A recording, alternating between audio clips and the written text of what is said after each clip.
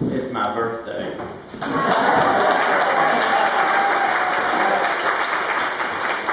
Now, believe me, I don't just saying it to get applause. I'm saying it because I'm not doing the sermon today. I want us all to work on this lengthy gospel passage. But multi-layered as you can get. And this passage has all the elements of community in it. And we are community. So the characters are Jesus, of course. The man born blind is now healed. The neighbors, the parents, the religious authorities. Who else? Anybody else I'm forgetting? I think that may have most of it. And the disciples, absolutely. The disciples. So, Jesus gives us a story of disbelief as humans, from a human level. And the story of faith and vision, being spiritually guided by the light of the world on a human level. Humans attempting to limit God, as we are prone to do.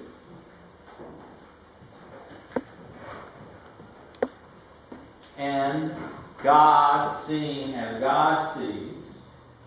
Samuel set us up for it. God sees in the heart. Humans, we see what we see. We can go no deeper. So, how do we fit into this story? First of all, what's the first thing that happens? The disciples of Jesus. They see the man, the beggar. He's begging, probably sitting at one of the gates of the temple. That's all you can do. What do they say? Oh, that poor man over there, we need to go help him. Well, they're blaming. No, they're asking a question about sin. Trying to blame someone. They assume that he or his parents sinned. That's why he is in the state that he is in. So how does that ring for us?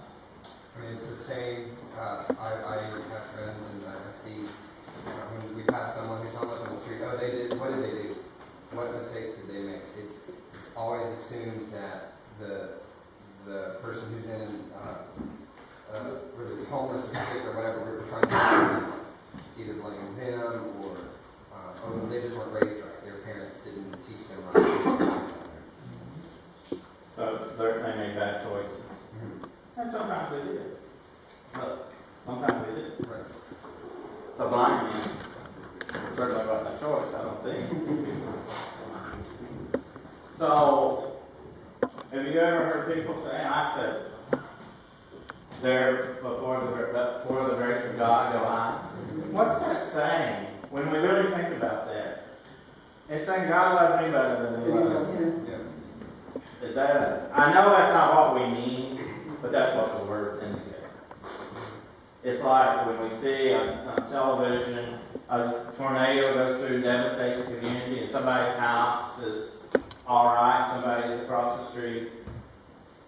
And I know they don't mean it like this, but they say, by God saved us. Meaning that God didn't save them. And I know that's not what we mean when we say it, but again, those are the words. So the disciples of Jesus asked this question: who sinned to make this man like this? And Jesus said, no one sinned to make this man like this. So then what happens? Well, Jesus heals him. Yeah. Makes mud. And you get all kinds of symbolic reasons behind the mud. Adam formed from the mud. I mean, we can layer and layer that. But anyway, it happened. Jesus healed the man. And then from what should have been a wondrous, wondrous celebration, jubilation, this man that was born blind can now see. He doesn't have to be pushed to the margins anymore. We take it and turn it into turmoil. There's a lot of stuff going on here. Because no one wants to believe it. Or they may believe it, but they sure don't want Jesus to get any credit for it. Especially on the Sabbath. And he did it on the Sabbath. Now somebody pointed out to me this morning, they know Jesus did that on purpose.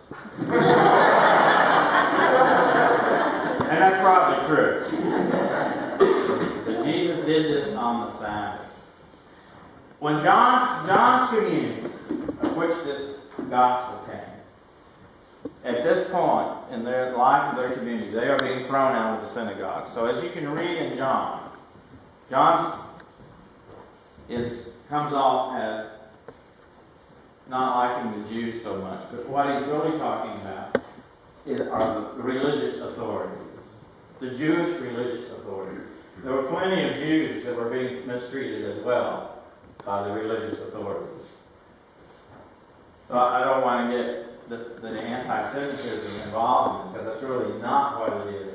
It's about a group of people who are in charge making everybody else do what they say they're going to do. So they take the man who is now healed to show him to the Pharisees. What happens? They're not concerned with the miracle of the healing. Right. They're concerned with following the letter of the law. And their power. Yeah. I mean both. The letter of the law is their power. Is that fair to say? Following the letter of the law, which they do very good. Very good. The letter of the law is their power. Following the letter of the law is their power. And then for someone who may look down on or feel sorry for that longs to be chosen to be healed, it says, well, what does that say about me? I thought I was special, but what does that say about me? I wasn't chosen. Right. I think that's another dynamic that plays. I mean, in our own time. You think it's being different today? I go to church 3 times a Sunday. Amy only goes once a Sunday. Maybe a few times there and more.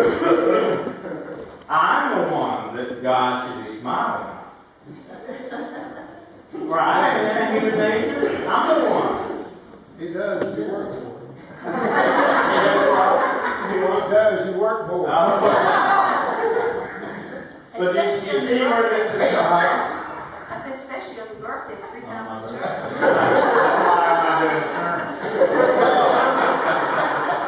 So, I mean, it comes from, I'm doing better than they are. Why are they getting more? Why are they getting something good?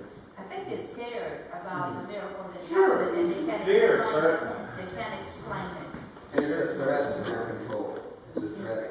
It's shaking the foundations of their beliefs. So not only are they afraid to lose their power, but this is what they've been so devout about. The Pharisees feel that legalism is the way to serve God. And this guy's coming along and breaking that. He's breaking the law by healing someone on the Sabbath. That presupposes that Jesus' labor was illegal. Because the law says you shall not labor on the Sabbath. And notice that no one in the Pharisees denied that the miracle occurred. That is correct. They wanted to know how. How could he do this? And this, again, is where we are very much like the Pharisees. How? I want to know how it happens. You were going to say Oh, something. it's a minor point. We talked about in lectionary class that transforming dirt to mud was work. And that's Making the mud. making the mud work. was But the healing was was. Right. doing. But we want to know, how many times did he get asked? How? How? Yeah. How did he do this? Finally, the man says, I told you already. So, Jesus goes to this man. The man didn't ask Jesus. Jesus goes to this man. He starts this rise. Jesus physically is absent. And the conversation's going on. Jesus isn't there after he heals the man. Now he comes back after the man's kicked out of the synagogue. How does this play in our lives? We make a profession of faith. Sometimes I think we feel like Jesus isn't there for us. We may be walking the road alone. How does this work with us? Well, even though Jesus wasn't there, the conversation was all about Jesus. So I could say that Jesus' presence was there. His physical presence may not have been there, but his spiritual presence was certainly in the room. Just by invoking his name, not in a magic sense, but in a sense we're talking about anything else. Jesus not being present. The man is, the neighbors are saying, I don't know if that's him or not. I think it is. But no, somebody looks like him. I am the man. Well, I don't know if you are or not. You got any ID? Parent, how do the parents handle it? Throw him under the bus. I'll give them a little. They were there. They did say, they didn't deny that he was their son. And they did say that he was born alone. They just wanted to be honored. They were afraid. He was of age, so. He was of age. They respect for himself. Anything else that comes up for you in this story? I must tell you one thing, and I discussed that in our class, that this man was not only pure, but he was also healed. And the two concepts are not the same. And the other point that I want to emphasize is that the man had his vision restored, and he was restored to society because he was no longer a beggar, you know. And another point is that the ones that were blind were the Pharisees. And They were not spiritual. and that's what Jesus said. Right.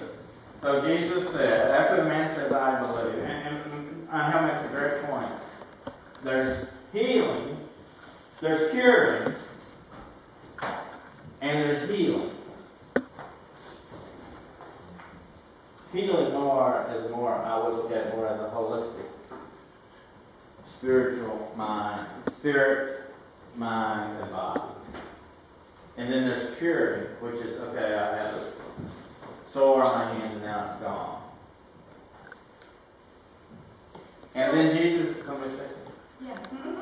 So he is healed by Jesus, but the Pharisees throw him out. So how does he continue to live in society? He's thrown out again by the Pharisees. Well, he's no longer going to be a beggar. So he's better. But do you have to be accepted by a religious group in order to be able to function in that society? If you're going to worship at the temple, yes. This is, one of my questions is literally the blind faith of the man. That, you know, he is told to go on his own a distance to wash the mud off of his eyes. And he does it without question because he believes. And he's not concerned with the how at all. And he tells the Pharisees, this is what happened. You know, stop asking. Yeah, that's a good point. The man never asked how it happened. He never said, how did you do that?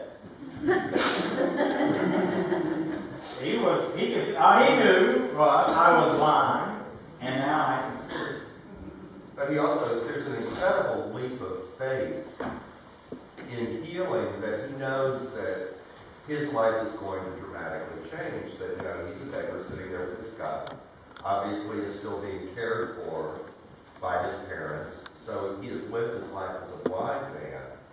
And all of a sudden, he takes on great new responsibilities in the world of having to be a productive member of He society. takes on, we see the progression of the man from being a blind beggar to lecturing the Pharisees in the theology that they should be able to see, but they're too blind to see it. And he said, "Here is an astonishing thing. You do not know where he comes from, and yet he opened my eyes. We know that God does not listen to sinners, but he does listen to one who worships and obeys his will. Never since the world began has it been heard that anyone opened the eyes of a person born blind. If this man were not from God, he could do nothing." Well, the main thing is, go back before that line, they talk about, Moses.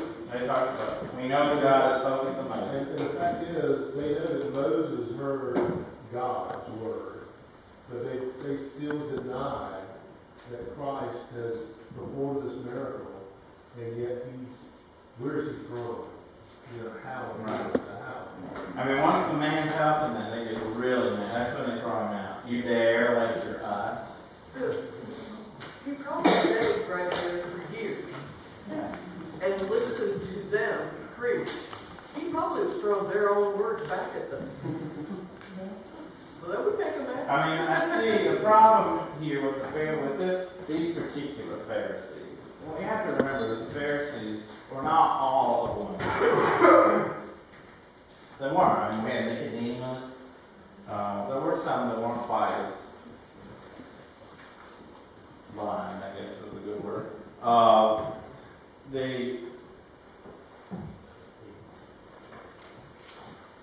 Where was I going with that? So the man gets, the Pharisees get mad and throw him out of the synagogue. The Pharisees bring it home, bring it up to us today. It's easy to point fingers at the Pharisees 2,000 years ago. We are the Pharisees right now.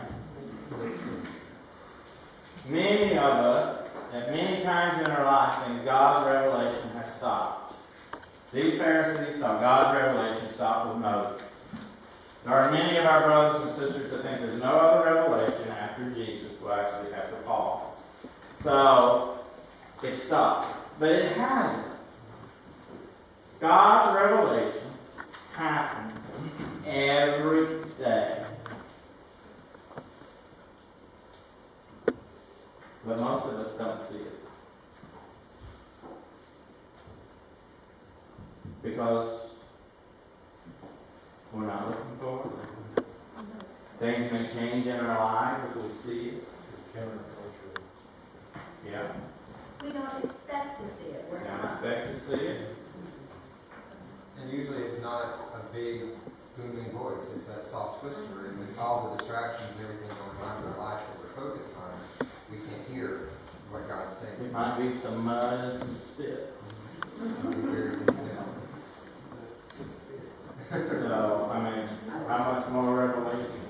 Less of a revelatory expectation will we have than spitting in some mud. What if it doesn't come to the we look for it? I'm sorry. It's not packaged in the package we look for. It's in a different, Absolutely. it's a different place. Absolutely. Anything else? Anybody have any other ideas or images about this? Jesus said to the Pharisees when he said, "I came into this world for judgment so that those who do not see may see, and those who do see may become blind." That's sort of an odd statement. Some of the Pharisees near him heard this and said to him, "Surely we are not blind, are we?" Jesus said to them, "If you were blind, you would not have sinned. But now that you say, we see, your sin remains. So, I take from that is going back to saying that God sees in different ways than humans see. God sees into the heart. The most important thing is invisible. And it's always love. It always. The Pharisees didn't see with love. Many of the neighbors certainly didn't see with love. The parents couldn't see with love, they were afraid. The disciples, I'm sorry, they didn't see they showed any love. They just want to know why he was in his predicament like this. Jesus saw with love.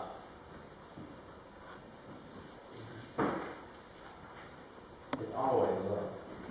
It's always the easy. The hardest one to do, but that's always the easy. Anything else? Thank you for my birthday gift.